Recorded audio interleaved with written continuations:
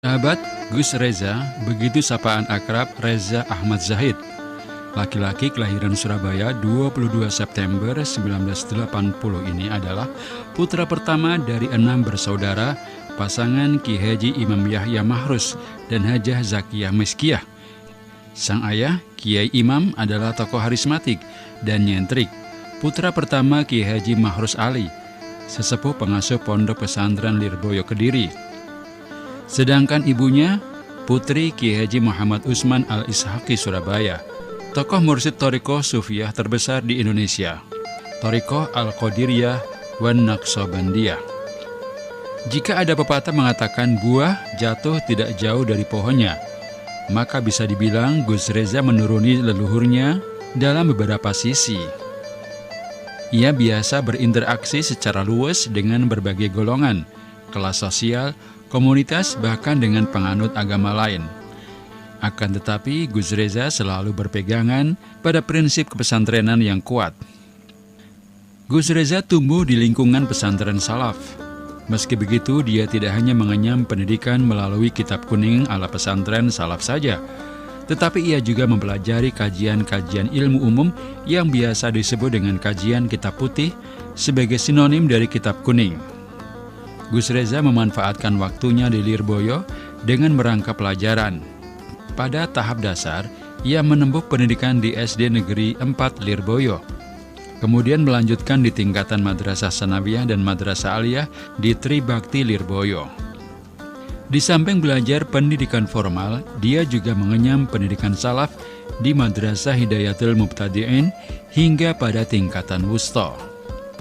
Pada tahun 1999, dia melanjutkan pendidikan di Al-Ahqaf University Hadramaut Yaman dengan jurusan Syariah dan Hukum Perundang-undangan Negara, lulus pada tahun 2003. Semasa kecil, Gus Reza memulai pengajiannya langsung di bawah bimbingan ayahnya, Kiai Imam Yahya Mahrus. Setelah belajar baca Al-Quran, kitab kuning pertama yang ia kaji di depan ayahnya adalah kitab Jurumiyah. Sang ayah mulanya memberikan pengajian dengan makna Jawa ala pesantren. Setelah sang ayah membaca kitab, Gus Reza disuruh untuk mengulang apa yang telah dibaca ayahnya. Akan tetapi dengan syarat memakai kitab sang ayah yang tentu saja kitab tersebut bersih tanpa coretan makna Jawa pegon. Dengan berusaha sekuat pikiran, Gus Reza mencoba untuk membaca kitab dengan baik dan benar dari sisi gramatikal atau nahwu maupun morfologinya atau sorof. Pada tahap berikutnya, kitab-kitab lain seperti Tuhfatus Saniyah, Waraqat, Fathul Qorib, Fathul Mu'in, dan beberapa kitab lainnya juga terus dipelajari secara bandongan. Selain mengaji kepada sang ayah, Gus Reza juga berguru kepada santri senior Lirboyo asal Malang, Kiai Haji Azizi Hasbullah. Setelah jam sekolah malam di Madrasah Hidayatul Mubtadi'in selesai sekitar pukul 8:30 malam, Gus Reza tidak langsung pulang ke rumah, tetapi dia mampir ke gubuk Pak Azizi untuk mengaji sorogan kitab Fathul Qorib dan membahas permasalahan-permasalahan fikih waqi'iyah. Gus Reza sangat menjiwai dan menekuni apa yang menjadi aktivitasnya di pesantren, karena hal tersebut senada dengan keinginan isi hatinya. Hari-harinya selalu dihiasi dengan mengaji dan mengkaji masalah-masalah keagamaan dan berprinsip teguh dengan kitab salaf.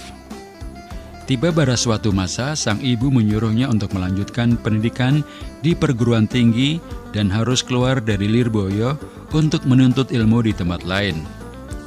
Dan pada waktu itu pilihannya adalah Hadramaut Yaman. Tentu saja arahan ibunya itu menyebabkan gejolak di dalam hati Gus Reza, seorang yang sudah tumbuh di lingkungan pesantren salaf, kemudian mendapatkan perintah untuk mengenyam pendidikan di perguruan tinggi yang notabene sebuah pendidikan yang mengedepankan normativitas dan rasionalitas. Penolakan sempat terucap oleh Gus Reza, akan tetapi sang ibu tetap bersikukuh agar anaknya melanjutkan ke perguruan tinggi. Kota Tarim terkenal dengan sebutan kota para wali. Disitulah Gus Reza melanjutkan pendidikan dan duduk di bangku kuliah di sebuah perguruan tinggi yang bernama Al-Ahqaf University. Di kota Tarim ini juga Gus Reza menghabiskan waktunya selama 4 tahun hingga menyelesaikan tingkat S1. Selain belajar di bangku kuliah, Gus Reza juga mengikuti pengajian-pengajian yang digelar di ribat-ribat atau pesantren-pesantren seperti Ribat Tarim yang pada masa itu dalam asuhan Al-Habib Hasan bin Abdullah As-Satiri dan Al-Habib Salim bin Abdullah As-Satiri. Ribat Darul Mustafa asuhan Al-Habib Umar bin Hafiz bin Syekh Abu Bakar, dan beberapa pengajian-pengajian yang digelar oleh para habaib dan masyayikh di masjid-masjid seperti pengajian silsilah kitab Al-Imam Abdullah bin Alawi Al-Haddad bersama dengan Al-Habib